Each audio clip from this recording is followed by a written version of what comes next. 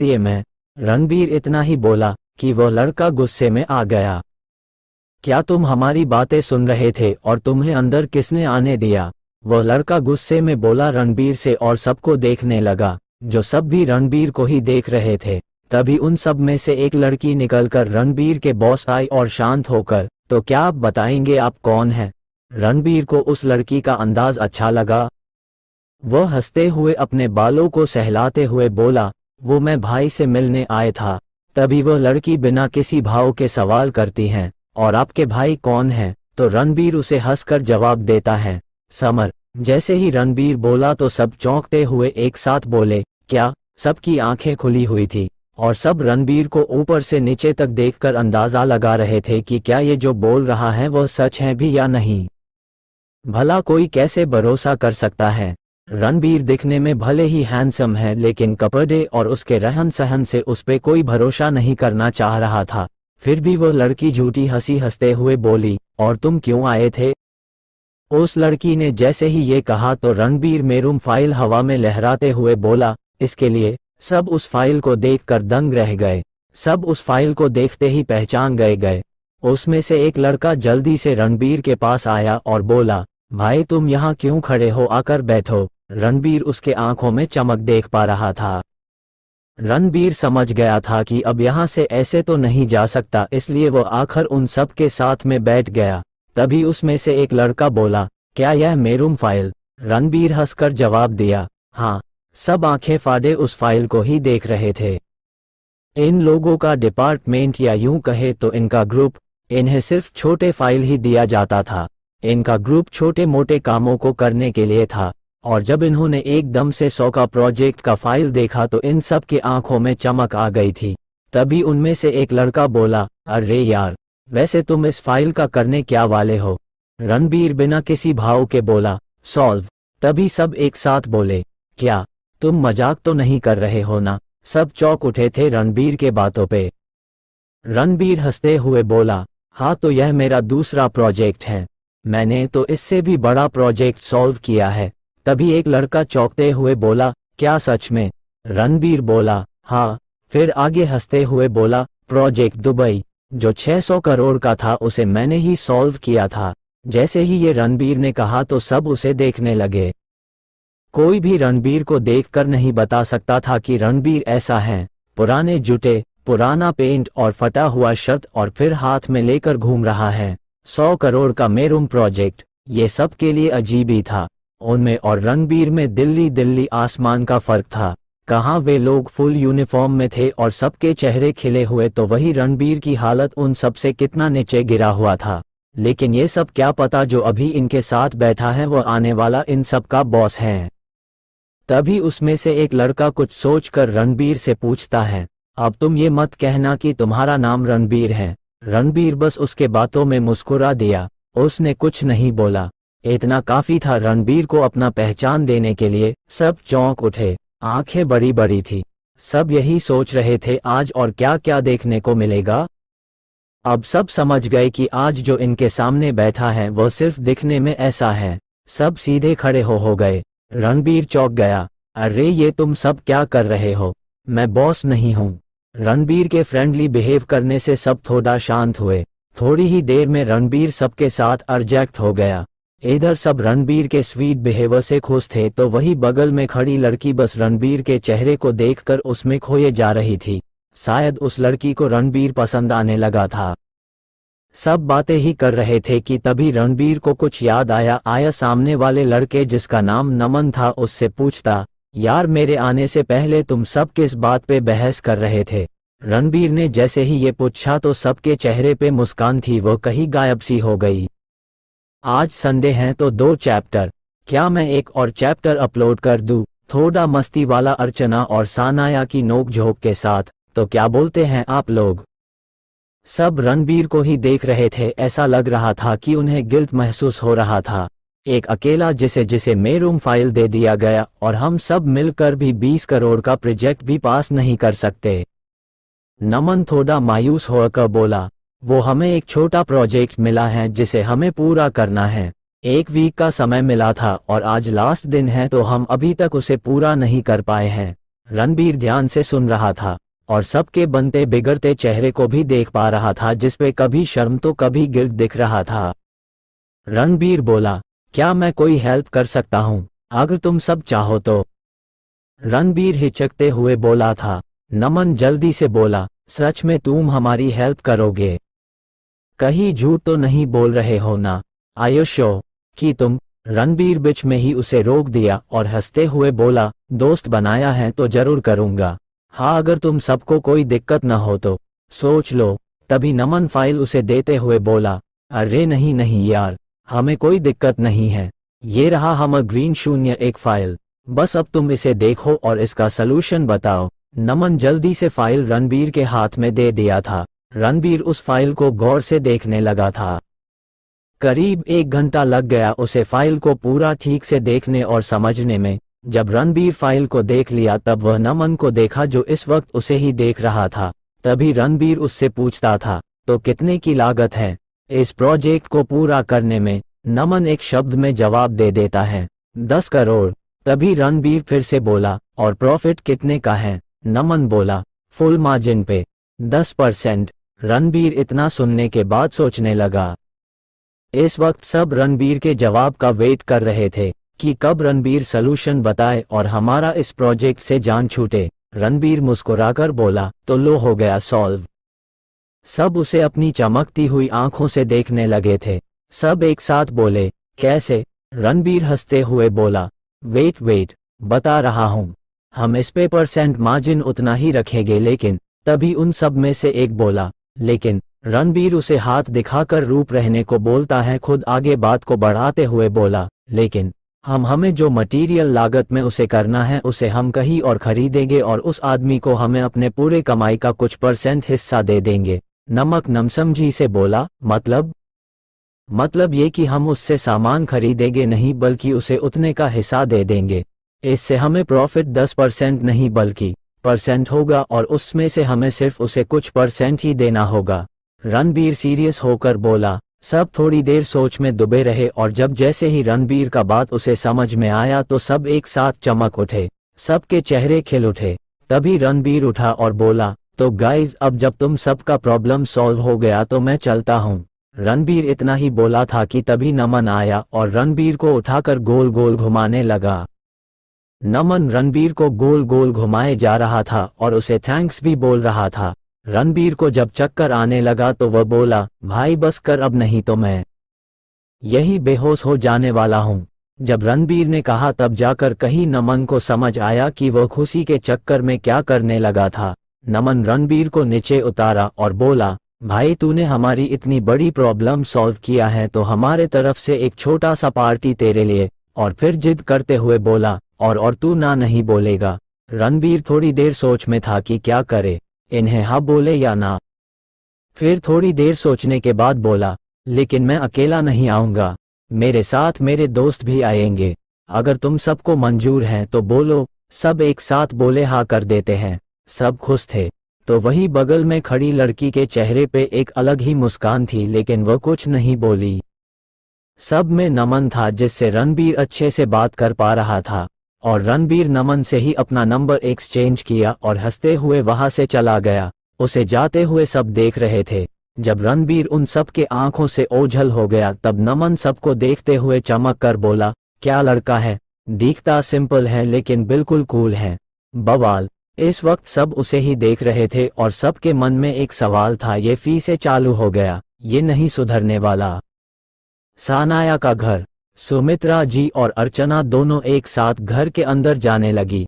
अर्चना ने पहले ही सुमित्रा जी को सब समझा दिया था कि अंदर क्या क्या बोलना और कैसे रिएक्ट करना है। सुमित्रा जी ने भी हामी भर दी थी, लेकिन कौन जाने होनी का क्या होना है, कुछ भी हो सकता है। दोनों अंदर जा ही रही थी कि तभी एक गार्ड ने उन्हें रोक दिया। गार्ड उन्हें पहचान नहीं पा रहा था और वैसे भी मेंशन में कम ही लोग आया करते थे। एक तो सनाए के डैड और खुद सानाया। जहां तक बात अभिजीत की है तो वह बहुत पहले ही घर छोड़ दिया था। जब गार्ड ने रोक दिया तब अर्चना ने अपना पहला पासा फेंका और बोली, हम एनजीओ से आए हैं और हमें यहाँ भाभी से मिलना है। अर्चना बोलना कुछ और चाहती थी और कुछ और बोल बैठी, फिर जल्दी से अपना सेंटेंस करेक्ट करते हुए बोली, सॉरी सॉरी, हमें यहाँ जो लड़की रहती है उससे मिलना है। गार्ड पहले तो दोनों एक नज़र घूर कर देखा, फिर कुछ सोच कर बोला, और आप लोग किस एनजीओ से आए हैं?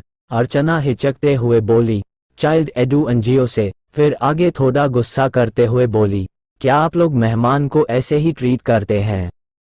हाँ बोलिए, मैं ना सब जानती हूँ। अर्चना थोड़ा अग्रेसिव हो रही थी ताकि गार्ड को लगे कि वह सच बोल रही है, और वही सुमित्रा जी अर्चना के नाटक को देखकर दंग थी। उन्हें विश्वास नहीं हो पा रहा था कि उनकी बेटी इतनी अच्छी ड्रामा की है। फिर मन ही मन बोली कि इसे फिल्म देखने से अब रोकना होगा, क्या पता कितने को अपने ड्रामा से हिप्नोटाइज कर देती होगी। कितनी बड़ी ड्रामा क्वीन है ये। सामने गार्ड भी अर्चना के बहकावे में आ गया था। उसे लगा कहीं अंदर जाकर ये शिकायत ना कर दे, इसलिए वह जड़ी से माफी मांगते हुए बोला, ओ सॉरी सॉरी, मैं अभी जाकर बोलता है, प्लीज आप लोग अनादर चलिए। इतना बोलने के बाद वह दोनों को अंदर ले जाने लगा। अंदर जाते वह हॉल में लगे सोफे पे बैठने को बोला, तभी अर्चना जल्दी से गई और कूदकर बैठ गई। सुमित्रा जी उसके इस अटपटे बिहेवियर से एकदम से चौंक गई और उसके पास जाकर उसके माथे पे एक चपत लगाते हुए बोली, क्या तू थोड़ा सुधर नहीं सकती? हम घर पर नहीं हैं। तभी अर्चना अपना माथा सहलाते हुए बोली, आउच मम्मी, आप कितनी अजीब हो। ये भाभी का घर है तो इस हिसाब से यह हमारा भी ना। सुमित्रा जी माथा पिट लेती हैं। उन्हें पता था इसका कुछ नहीं हो सकता है। ये दोनों एक दूसरे में लगी थी और उधर सामने खड़ा गार्ड उन्हें अजीब नज़रों से देख रहा था और सोच रहा था क्या ये सच में किसी एनजीओ से आए हैं या मुझे बेवकूफ़ बना रही हैं। थोड़ी देर ऐसे ही खुद में उलझे रहने के बाद गार्ड मन ही मन मान लिया था कि ये लोग एनजीओ से ही हैं, और फिर वो अपनी मैडम को खबर देने चला गया। कुछ जगहों पे ऐसा ही होता है कि कुछ लोग अपनी पहचान बदलकर लड़कियों को देखने चले जाते हैं। इससे बेखबर लड़की वह उस वक्त वैसे ही खुद को दिखाती हैं जैसे वह हर दिन अपने घर में रह रही हो, और ऐसा होता है। अब तक गार्ड ने सनाया तक खबर पहुंचाया था को कोई मैम है जो एनजीओ से आई हैं आपसे मिलने के लिए, और सनाया ने भी इस बात पे ध्यान नहीं दिया था क्योंकि अक्सर ऐसा होता है, ये नॉर्मल है। वो अपने कमरे से होते हुए हॉल तक आए गई जहां सुमित्रा जी और अर्चना बैठे हुए थे। जैसे ही सनाया हॉल में आए तो सबसे पहले उसकी नज़र अर्चना से जा टकराई जो इस वक्त उसे ही देख रही थी, और फिर दोनों एक साथ चौंकते हुए बोली, तुम? दोनों एक दूसरे को देख रहे थे और ये उन दोनों की दूसरी मुलाकात थी। पहले बार सनाया अभिजीत की वजह से अर्चना से मिली थी जब अर्चना ने गलती से अभिजीत के चॉकलेट का कप उसके ऊपर गिरा दिया था, और साथ ही साथ गलती से इन तीनों का टेबल भी एक ही साथ बुक हो गया था। सनाया एक एक कदम आगे चलती आ रही थी। अर्चना उसे घूर कर देख रही थी तो वही सुमित्रा जी कहीं खो सी गई थी। पता नहीं क्यों पर उन्हें सनाया में खुद की परछाई दिखने लगी। इस वक्त उनकी आंखों में चमक था और सनाया को भरसक चाहने और उसे प्यार देने का जुनून। इधर ये सोच ही रही थी कि उधर अर्चना और सनाया कुछ ही मिनट में एक दूसरे के साथ कंफर्टेबल फील करने लगी थी। अर्चना के मन में इस वक्त सनाया का सुंदर चेहरा चल रहा था तो वही सनाया के मन में अर्चना को अपने भाई के लिए सेट करने का प्लान। दोनों मन ही मन ठान बैठी थी कि अब जो भी हो लेकिन अब तुम बनोगी हमारी भाभी। अर्चना तो भूल ही गई थी कि हम यहाँ किस लिए आए हैं। ये दोनों बात ही कर रही थी कि तभी सुमित्रा जी झट से थोड़ा तेज में बोल देती हैं, मुझे मंजूर है। इस बात से अनजान की दोनों उनके ऐसे बिहेव करने से डर गई हैं और इस वक्त उन्हें ही अपनी आंखें छोटी करके देख रही हैं। सुमित्रा जी को जब फील हुआ कि इस वक्त दोनों उन्हें ही घूर रही हैं तो भी थोड़ा रिलैक्स होते हुए बोली, वो तो मैं बस ऐसे ही। इतना ही बोली कि तभी उनकी नज़र अर्चना पे चली जाती है जो उन्हें ही घूर कर देख रही थी, जैसे कह रही हो कि मोम अगर आपकी वजह से अगर हमारा भांडा फूटा तो मैं आपको छोड़ने वाली नहीं हूँ। इधर सनाया अब जाकर होश में आई क्योंकि वो अर्चना के मिलने की खुशी में उनसे पूछना ही भूल गई थी, आप लोग कुछ लेंगी? चाय कॉफी कुछ भी? इतना बोलने के सनाया दोनों की शक्लें देखने लगी जो इस वक्त उसे ही देख रही थी। दोनों ने ना बोला क्योंकि वे तो यहाँ किसी और काम से आई थी जो अब पूरा भी हो गया। तो वही सनाया ये समझ ही नहीं पा रही थी कि उसके साथ हुआ क्या है, क्योंकि इससे पहले इतने अजीब सिचुएशन में फांसी भी नहीं। वो सोच ही रही थी तभी सुमित्रा जी उससे एक सवाल करती हैं, क्या तुम खाना बना लेती हो? सुमित्रा जी इस वक्त सोते से जाग चुकी थी। उनके अंदर का छुपा सांस वाला ऑरा अब बाहर आने लगा था। सनाया एक पल तो झिझकी कि आखिर इसका क्या लेना देना एनजीओ से, लेकिन फिर अपना माथा झटका और बोल देती हैं, जी आता है। सनाया बोली और सुमित्रा जो को देखने लगी। अब सनाया अनकंफर्टेबल फील करने लगी थी और उसे उन दोनों पे शक भी होने लगा था, क्योंकि कहीं से भी देखने पर ये दोनों एनजीओ से तो नहीं लग रही थी। फिर भी सनाया शांत रही, क्योंकि उसे अब अर्चना से दोस्ती करनी थी ताकि वह अभिजीत से उसे मिला सके। जब सुमित्रा जी ने अपने सवाल खत्म किए तब जाकर सनाया ने कहीं राहत की सांस ली थी, क्योंकि कब से सुमित्रा जी उससे अजीब अजीब से सवाल कर रही थी जो उसके और उसके काम से कोसों दूर था, जिसका ना तो कोई सिर था और ना ही पैर। फिर भी सनाया ने हंसकर सारे सवालों के जवाब दे दिए थे। जब सुमित्रा जी सनाया के अपनी बहू के रूप में देखने लगी तब वह खुद ही मन बड़बड़ाई, अब मैं जल्दी से जाकर उनसे बोल दूंगी कि आप जितनी जल्दी हो सके इन दोनों की शादी करा दो, और नहीं माने तो उन्हें अपने कमरे में आने नहीं दूंगी। इस वक्त सुमित्रा जी के दिमाग में उलझुल सवाल थे जो कहीं से वैलिड नहीं था। थोड़ी देर बैठने के बाद सुमित्रा जी खड़ी हुई और मुस्कुरा कर बोली, हमें अब चलना चाहिए बहू। जैसे ही इतना सुमित्रा जी बोली तभी सनाया चौंकते हुए बोली, क्या? और इधर जैसे ही सुमित्रा जी को समझ आया कि गलती से क्या बोल बैठी हैं तब वे अपने शब्दों को करेक्ट करते हुए बोली, सॉरी बेटा, वो गलती से निकल गया, और फिर मुस्कुराने लगी। सनाया को इस वक्त उनकी हंसी बड़ा ही अजीब लग रहा था। फिर भी उसने कुछ नहीं कहा और बस इतना ही बोल पाई कि इट्स ओके। फिर तीनों चलते चलते बाहर तक आ गई। इधर अर्चन घबराई हुई थी, वह कुछ सोच रही थी जिसके लिए उसके पास ज्यादा वक्त नहीं था। जब सुमित्रा जी कार में बैठी तभी अर्चना दौड़कर सनाया के पास गई और उसे गले से लगा लेती हैं और फिर कुछ ऐसा बोल देती हैं जिसे सुनते ही सनाया चौंक जाती हैं और अर्चना को अजीब नजरों से देखने लगती हैं। अर्चना भी उसे ही देख रही थी। दोनों की नजरें मिली तो अर्चना उसे आंखों ही आंखों में आश्वस्त कर देती हैं, जैसे कह रही हो कि जो मैंने कहा वो सच है। फिर थोड़ी ही देर में कार सनाया की नजरों से बोझाल हो जाते हैं। जब कार चली गई तब सनाया अंदर आई और सोफे पे बैठ जाती हैं। इस वक्त उसके दिमाग में बहुत से सवाल थे जिसका जवाब सिर्फ एक ही आदमी दे सकता था, और सनाया मन ही मन अपने दांत पिसते हुए बोली, तुम्हें तो मैं नहीं छोड़ने वाली, इसकी सजा मैं तुम्हें दूंगी। सडू कहिए, हन देखती हूँ तुम्हें मुझसे कौन बचाता है। ऑफिस। इधर रणबीर भी अब तक ऑफिस से बाहर आ चुका था और फिर टैक्सी लेकर हॉस्टल के लिए निकल गया था, इस बात से अनजान कि उसकी माँ और बहन ने बहुत बड़ी गड़बड़ कर है और अब उसे समेटते समेटते उसकी नानी याद आ जानी है। अब तक सब सही रहा था। सुमित्रा जी और अर्चना के प्लान काम कर गए थे और सनाया को कुछ ऐसा पता चला था जो उसे अंदर तक हिला कर दिया था, लेकिन वो बात क्या थी वह तो सिर्फ सनाया और अर्चना ही जानती थी। और फिर सुमित्रा जी भी मन बना चुकी थी राम को परेशान करने लिए, सो वे जल्दी घर के लिए निकल गई। और फिर इधर अब तक रणबीर भी निकल गया था हॉस्टल ताकि अपने दोस्तों को ये बता सके कि हमें आज पार्टी में भी जाना है। रणबीर तो सनाया को भी साथ में ले जाना चाहता था, फिर बाद में उसने ये प्लान स्किप कर दिया था। सबको लग रहा था कि अब सब कुछ ठीक हो गया है, लेकिन कोई था जो कुछ बुरा करने की सोच रहा था, कुछ बहुत बुरा।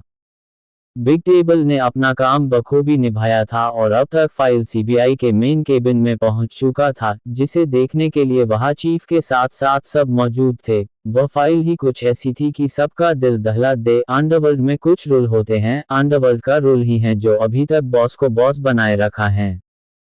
चीफ के सामने ही अभिजीत बैठा था, वह भी उस फाइल को देख रहा था, क्योंकि उस फाइल पे लिखा हर शब्द खून से लिखा था। बीच में एक स्टैम्प था जिसके अंदर लिखा था बॉस। चीफ गुस्से में बोले, ये बार बार हमारे बीच में बिग टेबल कहाँ से आ जाता है? जब हम बॉस के करीब पहुंचने वाले होते हैं तभी बिग टेबल बीच में आ जाता है। शिट। इतना बोलने के बाद एक जोर का मुक्का टेबल पे दे मारते हैं जैसे कि वो अपने गुस्से को कम करने की भरसक कोशिश कर रहे हो। अभिजीत कुछ सोच कर बोला, चीफ अगर हम इस बिग टेबल को ही ढूंढ निकाले तो तब तो हम आसानी से बॉस तक पहुंच जाएंगे। तभी अभिजीत को समझाते हुए चीफ बोले, ये आसान नहीं होगा। बिग टेबल भी बॉस की तरह इनविजिबल है, जिसे आज तक किसी ने नहीं देख। बिग टेबल सिर्फ एक का कहा मानता है, और वो सिर्फ बॉस का। फिर आगे अपनी आंखें थोड़ी गहरी की और सीरियस में बोले, तुम सोच भी नहीं सकते अभिजीत कि ये बिग टेबल कितना खतरनाक है। उसका सिर्फ एक मैसेज और पूरा इंडिया हिल जाता। अंडरवर्ल्ड में बिग टेबल को दादा कहा जाता है। पिछली बार की ही बात है, जब बिग टेबल ने एक मैसेज भेजा था। फिर अपना मोबाइल निकालते हैं और उसमें आए बिग टेबल का मैसेज सबको दिखाते हुए बोले, ये था वो मैसेज। सब उस मैसेज को देखने लगे जिसमें सिर्फ 4 शब्द लिखे थे, नाम, फोटो की जानकारी, इसे मारो और इनाम, बस इतना ही। सब चौंक गए थे। ये पहली बार था जब बॉस के कुछ नियमों को उन्हें दिखाया जा रहा था। एक पल तो अभिजीत भी डर गया था, लेकिन उसने अपने सिकन को जाहिर नहीं होने दिया था। सब मैसेज देखने में बिजी थे, तभी अभिजीत चीफ को देखते हुए बोला, इसका मतलब क्या है चीफ? चीफ एक गाड़ी शांस लेकर बताने लगते हैं, देखो इस मैसेज का मतलब। पहले में सस्पेक्ट का नाम होता है जिसे मारना होता है, दूसरे में उसकी फोटो की जानकारी होती है, तीसरे में कौन मारेगा उसका एक कोड नेम होता है, और लास्ट में इनाम जो मारने के बाद मारने वाले को दिया जाता है। चीफ की बातें सब आंखें फाड़े सुन रहे थे। सबके पैर तक कांप गए थे। भला इतना खतरनाक नियम कौन बनाता है? तभी एक लड़का जो कि सीबीआई का ही ऑफिसर था वह बोलता है, लेकिन चीफ, तो बिग टेबल फोटो क्यों नहीं बेचता मैसेज के जरिए? उससे तो और आसान हो जाता ना मारना। चीफ उसके इस भोलेपन पे समझ नहीं पा रहे थे कि उसका क्या करे। फिर उन्होंने एक बार फिर समझाया, क्योंकि फोटो का आईपी एड्रेस होता है, सीरियल नंबर होता है और भी बहुत कुछ, जिसे आसानी से ट्रैक किया जा सकता है। इसलिए वे लोग फोटो ना बेचकर उस जगह का नाम होता है जहां से फोटो लिया जा सके।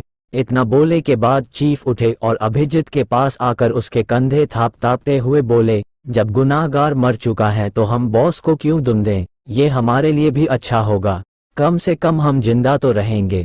तुम समझ रहे हो ना मैं कहना क्या चाहता हूँ? इतना बोलकर अपने मायूस उखड़े मन के साथ चले गए।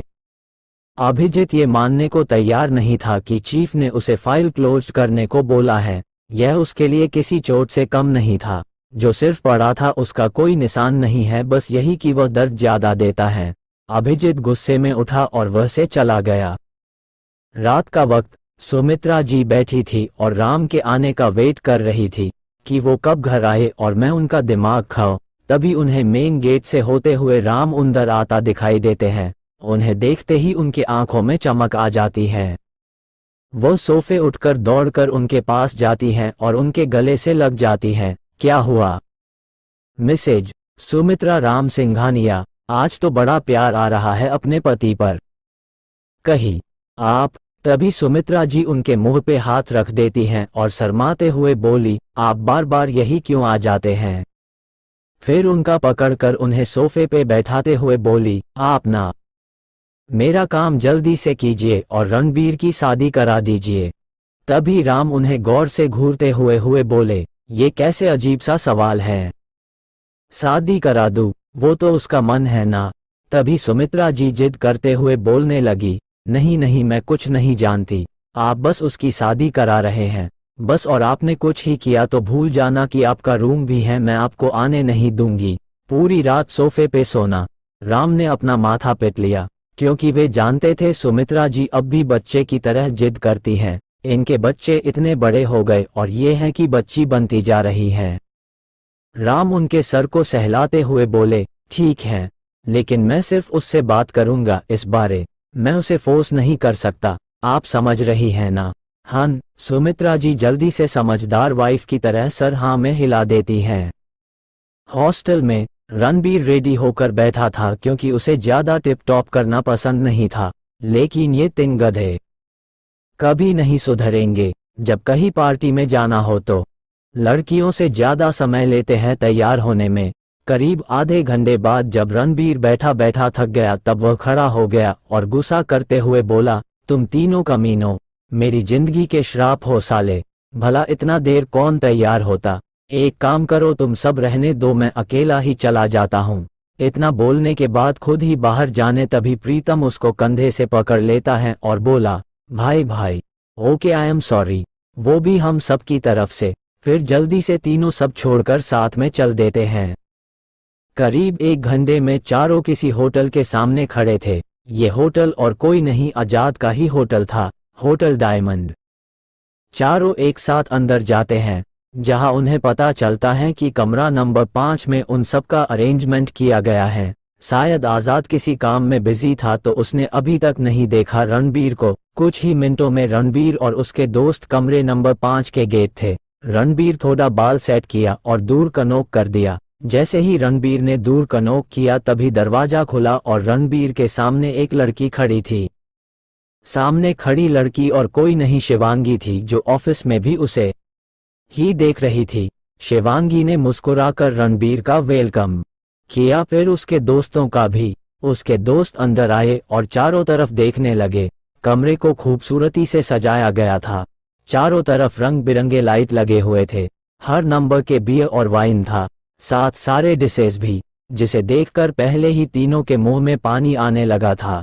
वैसे भी अब प्रीतम, प्रशांत और रोहित तीनों को रणबीर का सच पता था तो उन्हें ज्यादा हैरानी नहीं होती थी, लेकिन उन्हें सिर्फ राम के बेटे होने का पता था। उससे आगे ना ही उन्होंने कभी पूछा और ना ही रणबीर ने कुछ भी बताया। सब पार्टी को एंजॉय कर रहे थे, तभी रणबीर का फोन बजा। पहले तो उसने ध्यान नहीं दिया, लेकिन जब रिंग बार बार बजने लगा तब उसका ध्यान अपने फोन पे गया। उसने फोन निकाला और देखा तो उस पे सनाया का नाम फ्लैश हो रहा था। उस पे नाम देखते ही रणबीर के आंखों में चमक आ गई और वह थोड़ी दूर जाकर फोन को रिसीव किया, लेकिन कोई था जो उसे देखकर जल रही थी और वह शिवांगी थी। पता नहीं क्यों, लेकिन उसे उस फोन करने वाले पे गुस्सा आने लगा और वह भी थोड़ा रणबीर के पास आई ताकि उसकी बातें सुन सके। रणबीर एक्सप्लेन कर रहा था, सनाया सनाया, तुम भी देखो मैं पार्टी में आया हूँ, लेकिन ये पार्टी मुझे कंपनी की तरफ से मिला। तभी सनाया बोली, कैसी कंपनी? मुझे तो कभी तुमने नहीं बताया। रणबीर का सर चकराने लगा। वह बोला, वो सब तुम छोड़ो और ये बताओ तुमने कॉल क्यों किया? तभी सनाया थोड़ा गुस्से में बोली, तो क्या अब मैं तुम्हें कॉल भी नहीं कर सकती? रणबीर गहरी सांस लेकर बोला, अब मैंने कब बोला कि तुम कॉल भी नहीं कर सकती? तुम तो मेरी जान हो। तभी सनाया चिढ़ गई और बोली, बस बस ज्यादा मस्का ना लगाओ और वीडियो कॉल करो, मुझे देखना है। तभी रणबीर बोला, वीडियो कॉल क्यों? सनाया उस पे चढ़ते हुए बोली, बस अभी करो तो करो, मैं कुछ नहीं जानती। रणबीर ना समझी से अपना सर हिला दिया, जैसे बोल रहा हो कि इन लड़कियों का कुछ नहीं हो सकता। फिर वीडियो कॉल करता है और जैसे ही सनाया का फेस स्क्रीन पे आता है तभी शिवांगी आ जाती और रणबीर को गले से लगा लेती है। इधर रणबीर का मुंह खुल गया था अचानक से ऐसे होने से, और सामने स्क्रीन पे सनाया का गुस्सा। रणबीर बेचारा डरा सहमा सनाया को ही देख रहा था। सनाया गुस्से में स्क्रीन पे देख रही थी, तो वही रणबीर समझ नहीं पा रहा था कि वो क्या बोले। तभी सनाया गुस्से में बोली, जिसे सुनते ही शिवांगी चिहुक उठी, चुड़ैल, चोर, मेरे बॉयफ्रेंड को नहीं तो मैं तेरी छोटी काट दूंगी। जब शिवांगी को समझ आया कि कोई उसे ही भला बुरा कह रही है तो वो रणबीर को छोड़ती है और सामने स्क्रीन पे देखने लगी, जहां अभी सनाया उसे ही गुस्से में घूर रही थी। वैसे शिवांगी को पता था कि रणबीर किससे बात कर रहा था, तभी उसने ये प्लान बनाया कि अगर रणबीर को उससे अलग कर देती हूँ तो शायद वह मेरा हो जाए। रणबीर अपनी सफाई देते हुए बोला, सनाया, मैं वो, बस। तभी सनाया उसे बीच में ही रोक देती और अपनी आंखें छोटी करते हुए बोली, तुम तो रहने ही दो, अब जो करना मैं खुद करूंगी, अभी तुम अपना लोकेशन भेजो, मैं अभी आ रही हूँ। तभी रणबीर बात को बदलते हुए बोला, सनाया सनाया सनाया, अरे वो तो बस मेरी एक दोस्त है और तुम इतना गुस्सा हो रही। तभी सनाया बोली, वो तुम्हारी दोस्त है तो फिर उसने तुम्हें गले क्यों लगाया? ऐसे चिकप रही थी जैसे उसकी प्रॉपर्टी हो। फिर आगे गुस्से में बोली, तुम मेरे प्राइवेट प्रॉपर्टी हो और तुम्हें मेरे अलावा कोई नहीं छू सकता है। बताता देने उस चिपकू, छिपकली, चुड़ैल, डायन और अभी भी बहुत कुछ, वो सब है, और अब मैं तुमसे बात नहीं करूंगी, और गुस्से में कॉल कट कर देती है। रणबीर बेचारा भूत बने बस स्क्रीन को ही देखे जा रहा था और उसे खुद पे गुस्सा आ रहा था कि उसने वीडियो कॉल रिसीव किया ही क्यों। रणबीर लगातार उस स्क्रीन को घूरे जा रहा था, लेकिन अब कुछ नहीं हो सकता था। रणबीर जल्दी से फोन पॉकेट में रखा और शिवांगी की तरफ बिना देखे ही बाहर जाने लगा। तभी शिवांगी उसका हाथ पकड़ लेती है, कहाँ जा रहे हो तुम? अभी तो पार्टी खत्म भी नहीं हुई है। रणबीर उससे अपना हाथ छुड़ाते हुए बोला, तुमसे मतलब, मैंने तो सोचा था कि तुम दोस्त हो, लेकिन ये मेरी भूल थी। इतना बोलकर रणबीर बाहर निकल गया। शिवांगी भी उसके पीछे दौड़ी।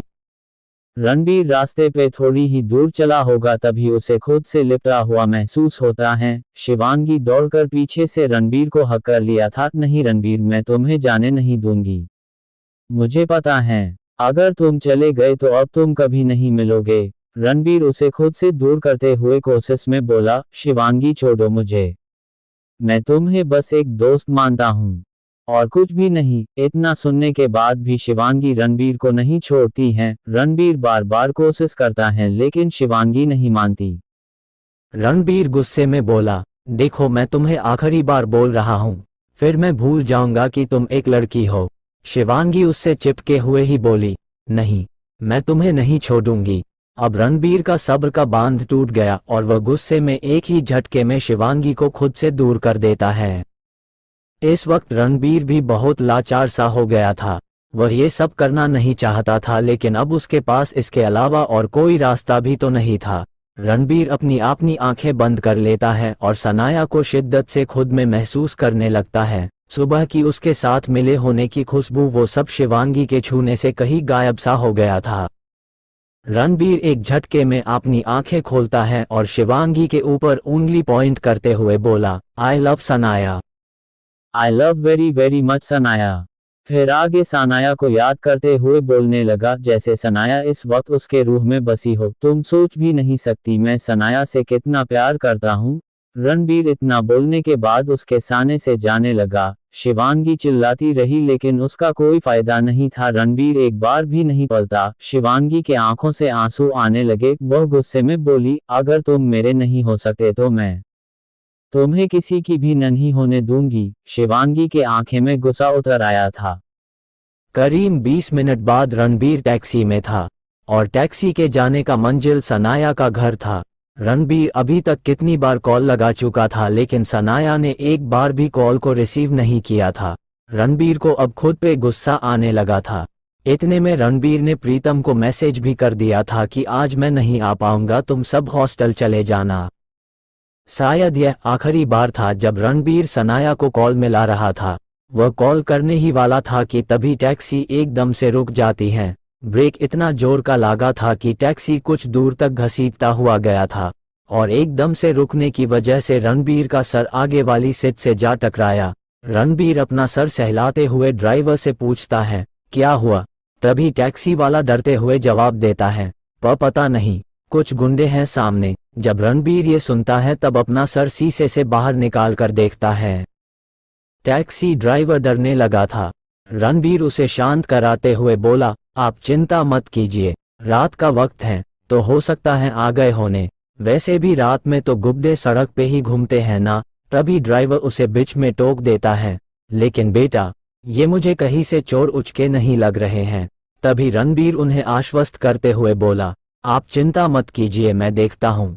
इतना बोल रणबीर गेट खोलकर बाहर निकल आया। रणबीर नहीं चाहता था कि टैक्सी वाले को कोई खतरा हो या उसकी वजह से उसे कुछ ऐसा वैसा हो जाए कि वह खुद को माफ नहीं कर पाए।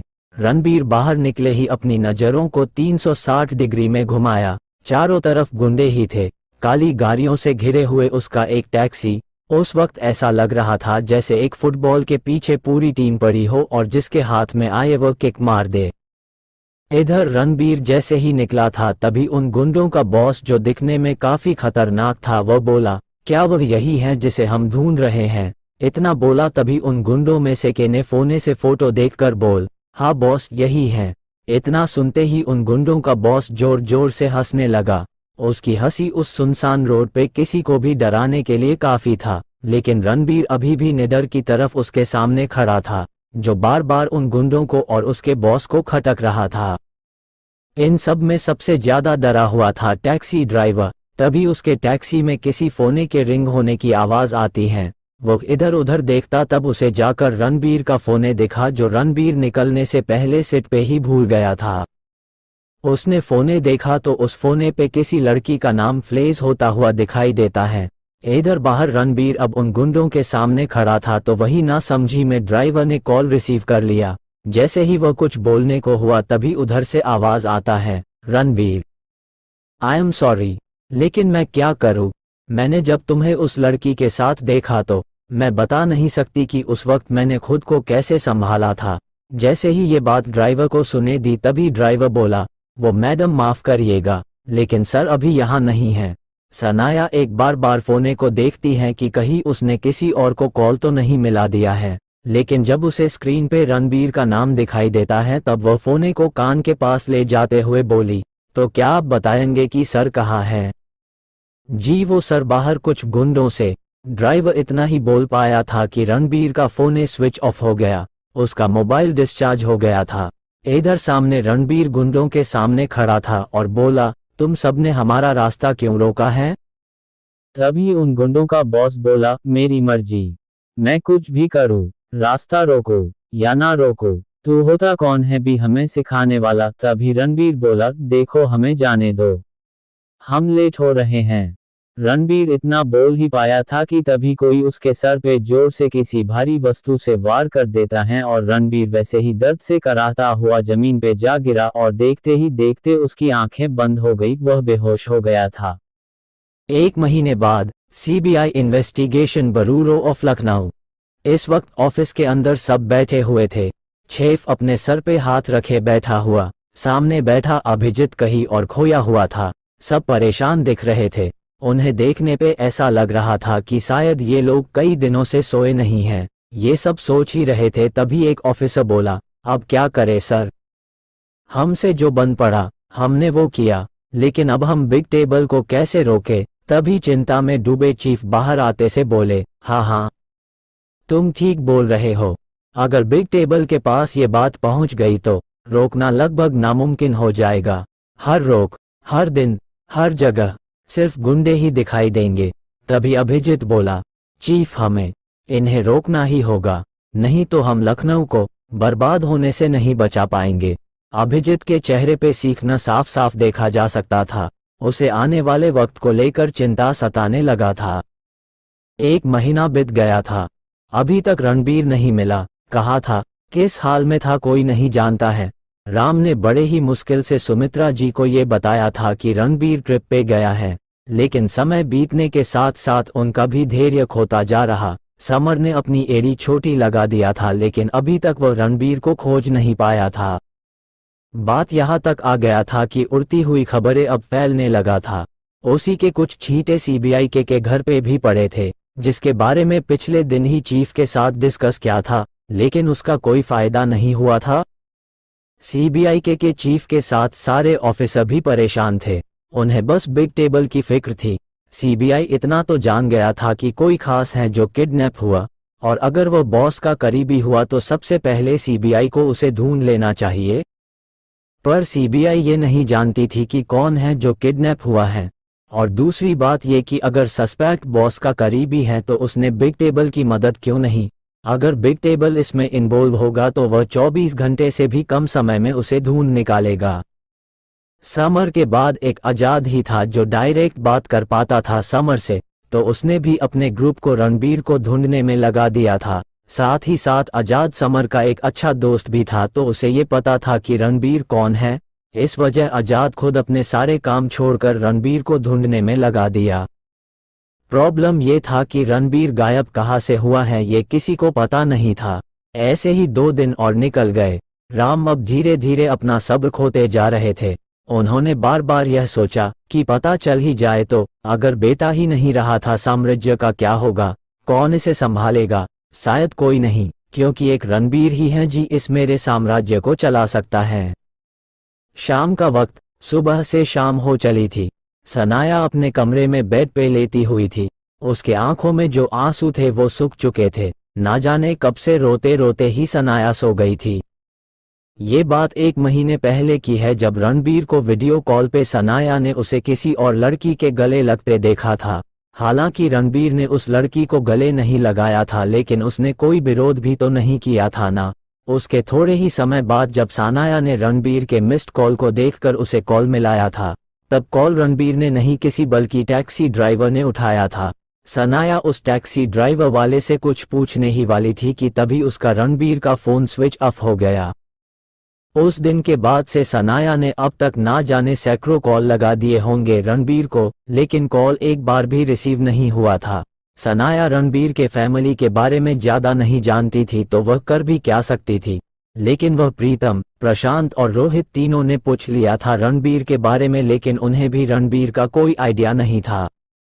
खैर उन्हें ये बात पता था कि रणबीर के डैड बड़े आदमी हैं तो हो सकता है उनके कहने पर वह आउट ऑफ इंडिया गया हो, लेकिन जब दिन बीतने लगे तब इन्हें भी रणबीर की बेरुखी खाने लगी। अब उन्हें खाना भी अच्छा नहीं लगता था। आज तक ऐसा नहीं हुआ था कि रणबीर बिना बताए कहीं चला जाए, एटलीस्ट एक कॉल तो जरूर करता था। आरएस कॉर्पोरेशन के ऑफिस में राम बैठे हुए थे। एक महीने में उनकी हालत कुछ खस्ता सा हो गया था।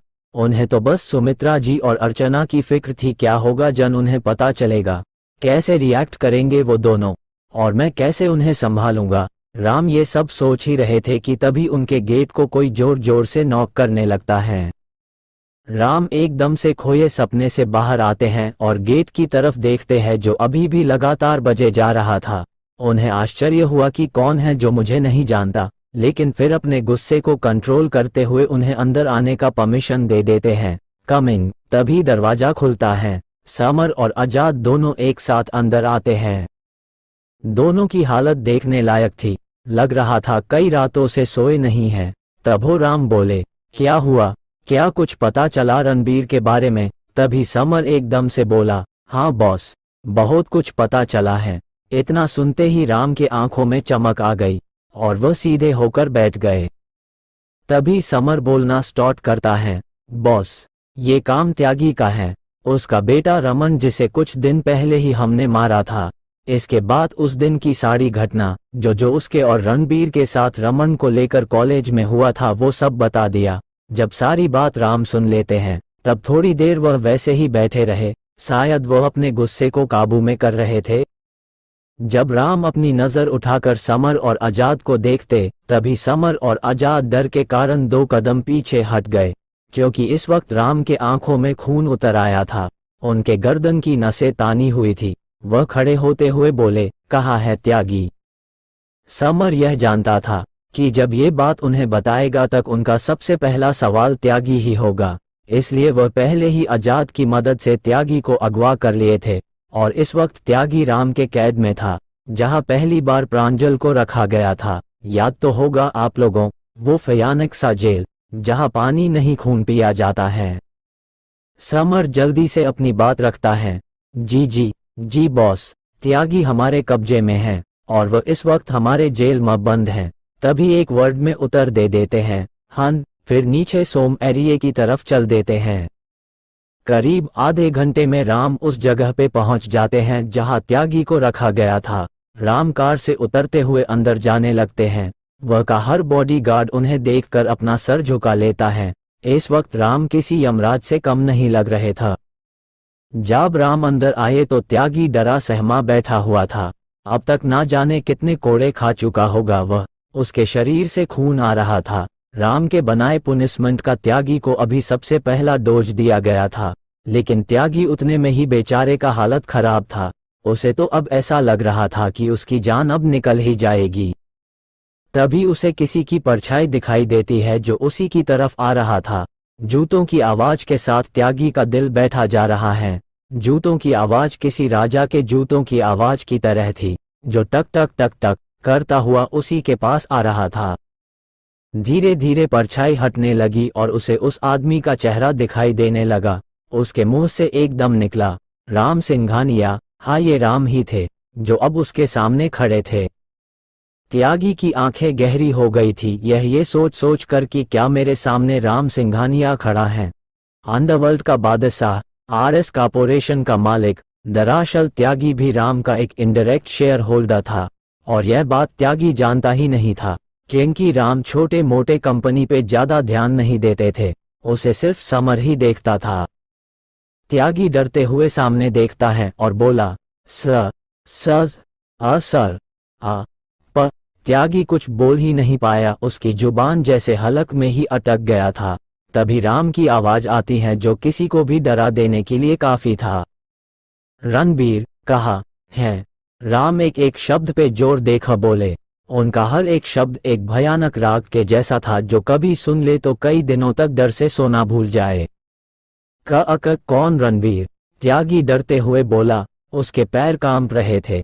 तभी समर आगे आया और उसके गाल पे एक जोर का थप्पड़ मारते हुए बोला, भूल गया वो दिन जब तेरा बेटा तेरे पास अधमरे हालत में तेरे पास गया था? क्या अब तुझे भी जाना है? इतना सुनने के बाद त्यागी सोचने लगा और जब उसने थोड़ा दिमाग पे जोर दिया तब जाकर उसे याद आया। तभी वह झट से डरते हुए बोला, लेकिन वह तो 1 महीने पहले। इतना बोला ही था कि तभी आजाद एक और थप्पड़ उसके गाल में मरता है और उसके कॉलर को पाकर कर बोला, ठीक से बोल, एक एक शब्द हमें समझ में आना चाहिए। तभी त्यागी अपने गाल पे हाथ रखते हुए बोला, यह 1 महीने पहले की बात है, जब मेरे कुछ बॉडीगार्ड उस लड़के को पकड़ने गए थे, लेकिन रास्ते में ही किसी और ने उसे उठवा लिया और उन गुंडों के सामने मेरे बॉडीगार्ड का कोई मुकाबला ही नहीं था। सब वेल ट्रेंड थे, जो कहीं से भी छोटे मोटे गुंडे नहीं देख रहे थे। जब हमें लगा कि वो लोग ही उसे मार देंगे तो हमने कुछ नहीं किया और उसी वही छोड़ दिया उन गुंडों के पास मरने के लिए। त्यागी ने जो कुछ भी हुआ था सब बता दिया। त्यागी की हर एक बात राम को चोट पहुंचा रहा था, तो वही बगल में खड़ा समर सोच में डूबा था, क्योंकि वह कहीं ना कहीं जानता था कि अगर त्यागी रणबीर को किडनैप करता तो रणबीर आसानी से वहां से निकल सकता था। ये काम किसी पहुंचे हुए इंसान की है जिसका सीधा कनेक्शन बॉस है, या तो बिजनेस को लेकर दुश्मनी या फिर बरसों से चली आ रही दुश्मनी। और फिर इतना सोचते ही समर की आंखें गहरी हो गई। तभी राम की गुस्से में आवाज आती है, इसके नाखून नोच डालो, एक भी नाखून इसके हाथ में नहीं होने चाहिए, अगर दिख गए तो मैं उसे ऊपर उठा दूंगा। इतना बोलने के बाद वह जाने लगे। राम एक बार भू मुड़े नहीं तो वही एक बॉडीगार्ड त्यागी के सामने आकर खड़ा हो गया। उसके हाथ में एक तार खींचने वाला मशीन था। वह त्यागी को देखकर हंसने लगा। तभी उस गार्ड ने त्यागी का एक उंगली पकड़ा और उसके एक नाखून को नोच दिया। त्यागी के दर्द भरी आवाज पूरे जेल में गूंजती रही। उसे ऐसा लग रहा था कि उसका अब जान निकलने ही वाला है, लेकिन ये राम के सजा देने का तरीका है, जिसमें इंसान मरता नहीं बल्कि दर्द से तपड़ता रहता है। त्यागी ने भी अपने हाथ खड़े कर दिए, ये कहकर कि उसने रणबीर को किडनैप नहीं करवाया और वैसे भी अभी करवा भी नहीं पाएगा। उसे लायक बचे तब ना। जब उसके नाखून नोच दिए गए तब उसे एक लावारिश की तरह उसे उसके ही घर पे फेंक दिया गया। राम गुस्से में थे तो वे बाहर ही कार के बोनट पे टेक लगाए खड़े थे। समर त्यागी के दिए इन्फॉर्मेशन के जरिए खोजबीन फिर से स्टार्ट करवा दिया था। इस बार आजाद खुद ही इस सब की जांच करने वाला था। समर अपने बॉस को छोड़कर जाना नहीं चाहता था, क्योंकि कहीं ना कहीं वह जानता था कि इस वक्त उसे उसकी जरूरत बॉस के पास है, भले ही यह बॉस के नाते हो या इंसानियत के। जब समर उनके बगल में आकर खड़ा हुआ तब राम उसे बिना देखे ही बोले, क्या हुआ, तुम यहाँ? उनके कहने का मतलब समर समझ पा रहा था, फिर भी उनसे खुद को समझाया और बोला, बॉस, रणबीर बाबा मिल जाएंगे, बस कुछ घंटे और। फिर आगे आंखें गहरी करते हुए बोला, बॉस, रणबीर बाबा इस वक्त जहां भी होंगे जरूर उन्हें बांध कर रखा गया होगा, क्योंकि वह पहले से ही कराटे एक्सपर्ट हैं, और दूसरी बात ये कि मैंने उन्हें गन चलाना सिखा दिया है। जब समर इतना बोला तब राम समर को एक नज़र देखते हैं फिर बिना कुछ बोले सामने देखने लगे। ये सच, रणबीर इन कुछ ही दिनों में गन चलाना सीख गया था और वह पहले से ही कराटे जानता था, जिससे वह अकेला या फिर 2 लोगों से आसानी से लड़ सकता था। पर बात ये थी, आखिर रणबीर है कहाँ? राम इंडिया के सबसे पावरफुल बिजनेसमैन थे, लेकिन इस वक्त उन्हें सब खाली खाली सा लग रहा था। लेकिन राम इतने कमजोर कब से हो गए? क्या बेटे की वजह से, या फिर उन्हें रणबीर पे भरोसा ही नहीं था? अगर नहीं था तो वो इतने बड़ा साम्राज्य कैसे संभालेगा? गिलराज हाउस। घर में चारों तरफ उजाला था, बस एक कमरा को छोड़कर, और वह कमरा सनाया का था। एक तो सनाया ने रणबीर को खोया है और ऊपर से उसे उसका गिल्ट। अगर रणबीर लौटकर नहीं आया तो मैं खुद को कभी माफ नहीं कर पाऊंगी। सनाया खुद में ही बड़बड़ाने लगी। शायद वह खुद पे से खुद का कंट्रोल खो बैठी थी। प्यार में ऐसा ही होता है। रणबीर, कहाँ हो तुम? क्या तुम्हें मेरी याद नहीं आती? फिर थोड़ा रुकी और अपने आंसू पोंछते हुए बोली, अगर तुम नहीं आए ना तो देखना, मैं तुमसे कभी बात नहीं करूंगी। प्लीज आ जाओ ना मेरे पास। सनाया बोल नहीं पा रही थी, उसके गला भर आया था। उत्तर प्रदेश, फॉरेस्ट एरिया, आपका सबसे बड़ा जंगल, और उस जंगल के बीचों बीच में बना वो घर जिसे देख पाना बेहद मुश्किल है। बगल में तेज चल रही झरने से गिरता पानी की रफ्तार जो अंदाज किसी को होश में लाना चाह रही थी। घर ज्यादा बड़ा नहीं था, लेकिन घर जंगल के मजबूत लकड़ी से बना हुआ था। वहां का दृश्य बाहर से देखने में जितना खूबसूरत था वो अंदर से उतना ही भयानक था। घर के चारों तरफ खड़े गुंडे जिनके हाथ में मशीन गन था, जो एक साथ कई गोलियां निकाल सकती हैं। घर चारों तरफ से बॉडीगार्ड से घिरा हुआ था। वहां का दृश्य ऐसा था जैसे मानो एक शेर को मारने के लिए 1000 लोमड़ी को तैनात किया गया हो। सारे बॉडीगार्ड वेल ट्रेंड थे। घर का हर एक कोना किसी खास मकसद से बनाया गया था। जो बाहर से एडवांटेज था तो अंदर डिसएडवांटेज, यानी बाहर से गुंडे उसका सहारा लेकर छुप सकते थे, लेकिन अंदर से छुप पाना मुश्किल था। बाहर हर 2 कदम पे बड़े बड़े ड्रम या बड़े बड़े पत्थर रखे हुए थे, जिसे ऊपर से देखने में वह जगह किसी जंग का मैदान लग रहा था। आसपास बड़े बड़े पेड़ जो इस जगह को ढकने में कोई कसर नहीं छोड़ रहे थे। नोट: हाँ, तो मैं डिटेल्स इसलिए दे रहा हूं ताकि आप इमेजिन कर पाओ, क्योंकि अब होगा। घर के अंदर एक चेयर था जिसपे किसी को बांध कर रखा गया था। उसके शरीर पे एक मात्र कपड़ा भी नहीं था। उसके चेस्ट पे जगह जगह कट था जो शायद लड़ाई के वक्त हुआ होगा। आंखें लाल थी जिसे देखकर कोई भी डर जाए। उसकी आंखें धीरे धीरे खुलने लगी थी। वह पूरी तरह से होश में आता उससे पहले उसे किसी आवाज आती हुई सुने देता है जो किसी से फोने पे बात कर रहा होता है। बॉस, ये लड़का हार मानने को तैयार ही नहीं है। हमने इसे इतना मारा फिर भी यह मुंह तक नहीं खोल रहा है। लेकिन बॉस, कैसे? मार दे। पर बॉस, अभी इसने मुंह ही नहीं खोला। ओके बॉस, आज रात का चांद नहीं देख पाएगा ये लड़का। बातें हो रही थी जो आधी अधूरी थी। बेशक वह सिर्फ इधर वाले का आवाज ही सुन सकता था, लेकिन वह समझ गया था कि अब मुझे मारने की प्लानिंग किया जा रहा है। वह सोच ही रहा था कि तभी वह आदमी उसके पास आया और अपने गन की नली से उस लड़के का चेहरा उठाने लगता। जब वह आदमी उस लड़के का चेहरा उठाया तो वह उसे देखते ही सहम सा गया। ये और कोई नहीं बल्कि रणबीर है। उसकी आंखें लाल थी और चेहरे पे खून लगा था। तभी उस आदमी ने रणबीर के बालों को पकड़कर खींच देता है और उसे गुस्से में घूरते हुए बोला, क्यों बे, घूर क्या क्या रहा है? चल, वैसे भी तेरे मरने का वक्त आ गया है। वह आदमी बोल रहा था और गन की नली रणबीर के चेहरे पे चला रहा था।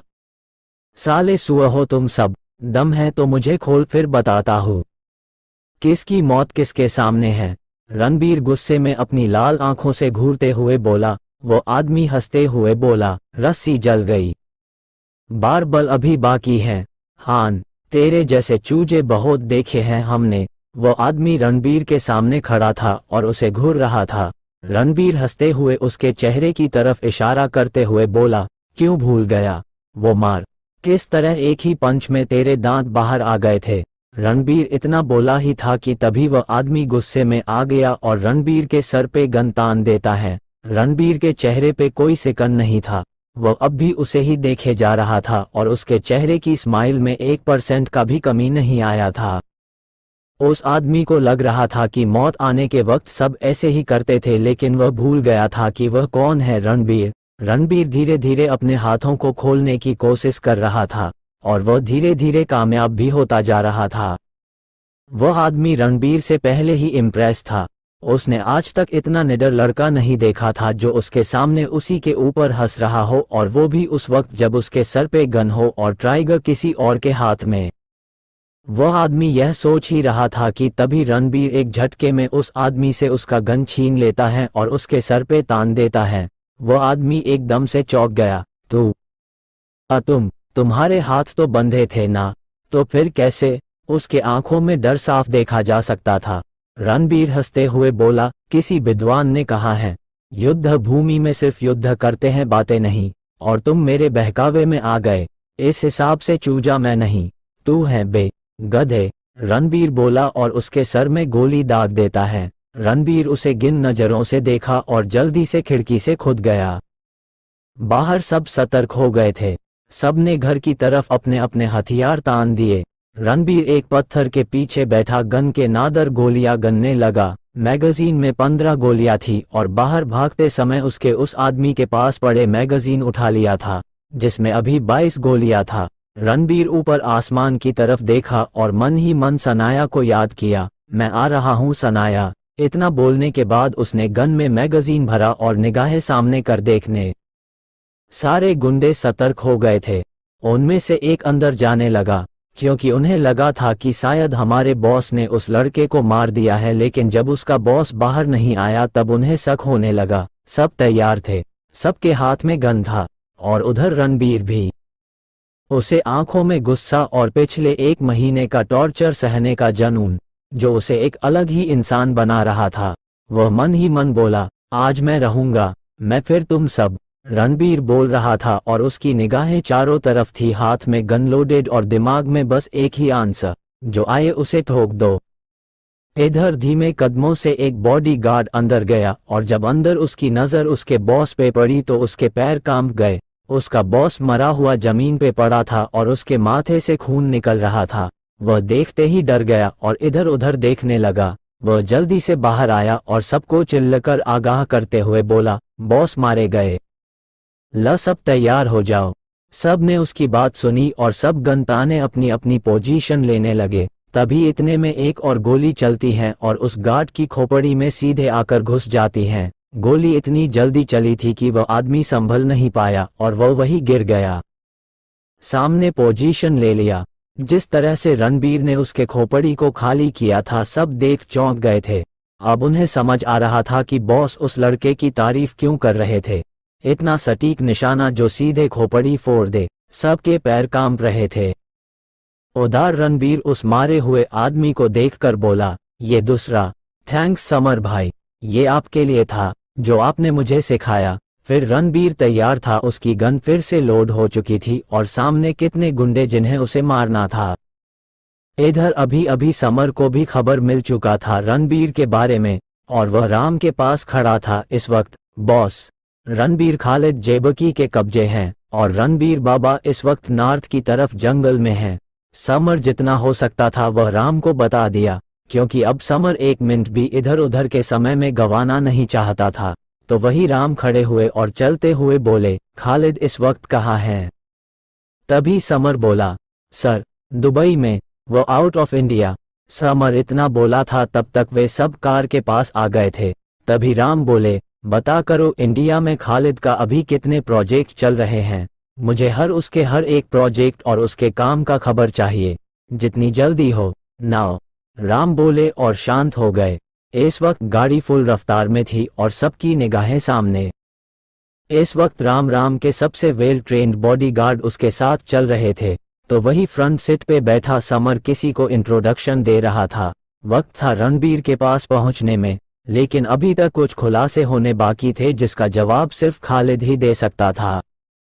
पहला ये कि अगर उसे रणबीर के बारे में पता चल गया है तो फिर उसे कैसे पता चला, और दूसरा ये कि अगर नहीं पता तो रणबीर को किडनैप करने का क्या सेंस बनता है। इस सारे सवालों के जवाब खालिद को देने थे। बेस खालिद भी एक बड़ा बिजनेसमैन था, लेकिन राम के सामने उसकी कभी चली थी। और अब तो बातें होंगी, या तो खालिद रोड पे आ जाएगा और अगर वैसा नहीं हुआ तो राम उसे मार डालेंगे। इस वक्त राम के सीने में जो आग उबल रहा था उसका इलाज सिर्फ खालिद की बर्बादी था, और यह होना स्टार्ट भी हो गया था। पहला कदम रणबीर ने रखा उसके गुंडों को मारकर, और अब दूसरा कदम राम रखने उसके बिजनेस को बर्बाद करके। जंगल में इस वक्त रणबीर के सामने गुंडों की बाढ़ जैसे लगा था जिसे उसे मारना था, तो वही हर गुंडों की हालत खराब हो रखी थी सिर्फ एक रणबीर की वजह से। रणबीर के पास गोलियों की संख्या कम था और सामने गुंडे की तादाद ज्यादा। वह ये भी जानता था कि हो सकता है एंड ऐसा आए कि मेरी गोलियां खत्म हो जाए, लेकिन रणबीर आसन मौत नहीं मरना चाहता था। वह ये बता देना चाहता था कि वह कौन है। इतना ही नहीं, वह राम को गर्व कराना चाहता था। वैसे भी रणबीर ने गुंडों के बॉस को पहले ही मार गिराया था और अब बचे थे सिर्फ उसके चोचले जो सिर्फ गन लिए तैनात रहते हैं। उनसे तो रणबीर कभी ना डरे। रणबीर के सांसों की रफ्तार बढ़ता जा रहा था, शरीर से निकले ब्लड उसे और कमजोर करता रहा था, लेकिन रणबीर अभी भी हार मानने को तैयार नहीं था। अब तक रणबीर ने कितनों की खोपड़ी खोल दिया था, एक भी ऐसा मरा हुआ गुंडा नहीं था जिसके सीने या और कहीं गोली लगी हो। सबको सिर्फ एक ही जगह लगा था और वह था उनका सर। रणबीर अब तक कितनी गोलियां बरसा चुका था और सामने से गुंडे धीरे धीरे रणबीर की तरफ बढ़ने लगे थे। उनका हर एक कदम रणबीर के सीने में सिहरन पैदा कर रहा था। हर कोई एक एक कर आगे बढ़ रहा था, जिससे रणबीर को उन सब में निशाना साधने में दिक्कत हो रहा था। अगर रणबीर अभी कुछ नहीं करता तो शायद अगले ही पल में गुंडे उसके सामने हो। कुछ ही कदम की दूरी थी, तभी रणबीर अचानक से दो को गोली मार देता, लेकिन यह उसकी सबसे बड़ी गलती साबित होती है और एक गोली उसके पैर में जाकर लगता है। इस वक्त रणबीर संभलने की कोशिश कर रहा था तो वही गुंडे खुद को बचाने की, लेकिन अब वे जान गए थे रणबीर को गोली लग गया है। और बात गोली की करे तो इंसान तब तक सह पाता जब तक गोली का पॉइजन शरीर में मिलना ना शुरू कर दे। दोनों तरफ का माहौल शांत था। रणबीर के पैरों से खून निकलता ही जा रहा था, जिसे रोक पाना अब मुश्किल था। उसने देर ना करके हुई बगल में जमीन पे पड़ा कपा उठाया और पूरी ताकत से बांध दिया, जिससे गोली का पॉइजन ऊपर के और भागों में ना जा सके। दर्द इतना ज्यादा कि रणबीर के लिए सहन कर पाना मुश्किल था, लेकिन वह अभी जिंदा था और उसे अभी कितने गुंडे मारने थे। उसका दायां पैर धीरे धीरे नीला पड़ता जा रहा था और सांसें तेज चल रही थी। चारों तरफ सिर्फ खून ही दिखाई दे रहा था। सामने से कुछ गुंडे एक साथ रणबीर की तरफ बढ़ रहे थे और अचानक से जहां रणबीर था वहां फायर करने लगते हैं। जैसे ही उन सबका गन रिलोड पे आता और जब वे सामने देखते हैं तो वहां कोई नहीं था। ये साला कहाँ चला गया? ये मरता क्यों नहीं है? हाँ, खोजो उसे, वो बोला और चारों तरफ अपनी निगाहें दौड़ाने लगा, लेकिन रणबीर उसे नहीं दिया। तभी उसके बगल में खड़े सारे गुंडे चिल्लाते हुए जमीन में जा गिरते हैं और खल्लास। वो उनसे देखा और फिर रणबीर की तरफ देखता, तभी उसे भी एक गोली आकर लगती है और उसके सर को चीरता हुआ गोली बाहर हो जाता है। इसके बाद रणबीर संभल, तभी उसे महसूस होता है कि उसके पीछे कोई खड़ा है और धीरे से पलटा और देखा तो उसके सामने ही एक गुंडा गन लिए खड़ा था और उसका निशाना इस वक्त रणबीर का सर था। बंदूक यही रख दे और हाथ ऊपर। ज्यादा सान पट्टी दिखाने की कोशिश की तो तुझे यही उड़ा दूंगा।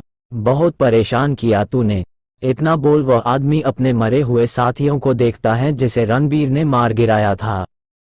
इस वक्त रॉकी का हालत कुछ ऐसा था, शरीर पे एक भी कपा नहीं और पेंट घुटने तक फटा हुआ था। माथे से खून टपक रहे थे और सीने पे जगह जगह घाव के निशान थे। एक पैर में लाल कपा बंधा था जो उसके नीचे का भाग नीला पड़ गया था। इतने घाव और दर्द के बावजूद भी इस वक्त रणबीर सीना ताने उन सब के सामने खड़ा था। रणबीर बंदूक रखा और हाथ ऊपर कर दर्द के बावजूद भी घुटने के बल बैठ गया। कोई देखकर यह नहीं बता सकता था कि रणबीर के आंखों में कितना गुस्सा है। इतने में एक दूना पीछे से आया और उसके सर पे गन के मोटे वाले भाग से जोर से मार देता है। अब इसका क्या करे? इसे मार दे, वो गुंडा बोला। तभी एक गुंडा पीछे से बोला, इतनी जल्दी नहीं, इतनी आसान मौत इसे नहीं देना, हम इसे कुत्तों को खिलाएंगे। इतना बोल वह गुंडा किसी दूसरे गुंडे को इशारा कर देता है। कुछ 5 मिनट के बाद वहां 4 जंगली कुत्ते थे जिनके दांतों में खून लगा था और वह खून रॉकी का था। जंगली कुत्तों को छोड़ने से पहले उन्हें उस खून का स्वाद चखवाया जाता है जिसे मारना होता है। रणबीर अभी भी शांत था और उसे उन कुत्तों से थोड़ा भी डर नहीं लगा और यह बात गुंडों को अंदर ही अंदर खाए जा रही थी। क्यों बे, तुझे डर नहीं लग रहा? ये जंगली कुत्ते तुझे नोच कर खाएंगे, एक गुंडा रणबीर के आंखों में देखते हुए बोला। हालांकि उसे रणबीर के आंखों में देखने से डर तो लग रहा था, लेकिन वह रणबीर के सामने कमजोर नहीं पड़ना चाहता था। कार में राम की आंखें चिंता से गहरी होती जा रही थी और यह समर ने भाप लिया था। सर आप चिंता मत कीजिए, मैंने पहले ही एक टीम भेज दिया है, अब उन्हें पहुंच जाना चाहिए। समर टाइम देखते हुए बोला और ड्राइवर को और तेज गाड़ी चलने का इंट्रोडक्शन देने लगा। तो वही रणबीर अब झपकी लेने लगा था क्योंकि गोली का अगर अब दिखने लगा था। इतने में एक गुंडा ऑर्डर दे देता है उन कुत्तों को छोड़ने के लिए। बस छोड़ने की देर थी और कुछ ही सेकंड में रणबीर के शरीर के चीथड़े उड़ जाने वाले थे। सबको ऐसा लग रहा था अब खेल खत्म, बड़ा परेशान किया है तूने। अब जब ये कुत्ते तुझे नोच कर खाएंगे तब जाकर हमें सुकून मिलेगा। रणबीर को कोई बचा पाएगा या नहीं ये तो नहीं जानता था, लेकिन अभी कुत्ते उसे नोच कर खाएंगे ये बात वहां खड़ा हर गुंडा जानता था, और हुआ भी यही। एकदम से कुत्ते का पट्टा एक ने खोल दिया और कुत्ते भौंकते हुए रणबीर पे झपटे, तो वही रणबीर ये देखकर शॉक्ड हो गया था और उसकी आंखें बड़ी बड़ी हो गई। देखो, अगर छोटा चैप्टर है तो माफ करना, क्योंकि मेरा आज का स्क्रिप्ट इतना बन पाया था। मैं हर रात होने से पहले स्क्रिप्ट बनाता हूँ कि कहाँ से कहाँ तक लिखना है और फिर सुबह उसे लिखता हूँ। लेकिन बात यहाँ ये थी कि कल रात वाले स्क्रिप्ट में मुझे ज्यादा मेहनत करना पड़ा, क्योंकि चैप्टर मेरा बार बार छोटा हो जा रहा था, लेकिन मैंने दिमाग लगाया और इसे थोड़ा बड़ा किया। खैर, उम्मीद है आज का चैप्टर आप लोगों को पसंद आए। तो मिलते हैं कल इसी के नए चैप्टर के साथ। इस स्टोरी के एपिसोड 284 एपिसोड हैं। बहुत जल्दी सारे एपिसोड अपलोड कर दूंगा 2 दिन के अंदर। Thank you.